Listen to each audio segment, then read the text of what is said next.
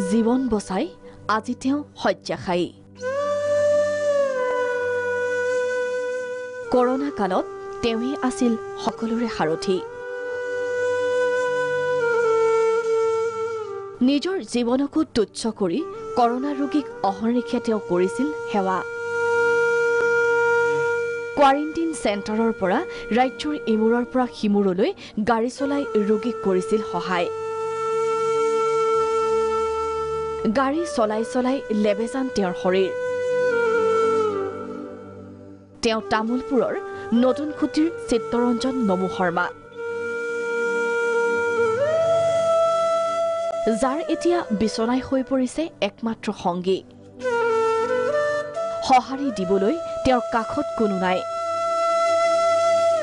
অসম ৰাজ্যিক পৰিবহণ নিগমৰ বাছ চালক চিত্তৰঞ্জন শৰ্মা। লকডাউনৰ পাছতেই অচিন ৰোগত আক্ৰান্ত হয় চিত্তৰঞ্জন। দুয়োখন ভৰিতে বল নাই তেওঁৰ, যাৰ বাবে কৰ্ম এৰি বাসগৃহতে থাকিবলগীয়া হৈছে চিত্তৰঞ্জন। হি এপ্লিকেশ্যন দিছিল যেন মই বেমাৰত পৰি আছো, মোৰ কাৰণে অলপমান পইচা সহায় কৰক। এই 130 দিনৰ চেলাৰীটো হি পাব, কিন্তু এতিয়ালৈকে না কোনো খবৰ আছে, না একো আছে, না তাক এটা ফোন কৰি খবৰটো লয়। স্বাস্থ্যৰ কথা কৰ্মস্থলীত অৱগত কৰাৰ পাছতো নাপালে কোনো সঁহাৰি। দীৰ্ঘদিনে পাবলগীয়া ধন পোৱাৰ পৰাও বঞ্চিত হৈ আছে চিত্তৰঞ্জন। ধনৰ অভাৱত এনেকৈ তিল তিলকৈ মৃত্যুৰ ক্ষণ গণিছে লোকজনে।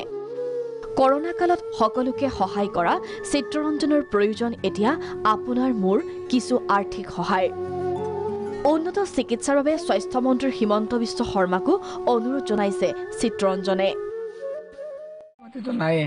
গতিকে যদি অসম চৰকাৰে বা অসম ৰাজ্যিক পৰিবহণ বিভাগৰ পৰা যদি মোক অলপ পইচা পাতি দি মোক অলপ সহায় কৰে, পৰিয়ালটো লৈ পেলাই বা মই ঔষধ খোৱাত মোৰ বহুত উপকাৰ হ'ব। Account number 2027856365 IFSC code SBIN 0001244। সদাশয় ব্যক্তিয়ে কৰা সামান্য সহায়ে চিত্তৰঞ্জনৰ বাবে এতিয়া ভৰসা। তামোলপুৰৰ পৰা তীৰ্থৰঞ্জন মহন্ত ৰিপৰ্ট, প্ৰাগ নিউজ।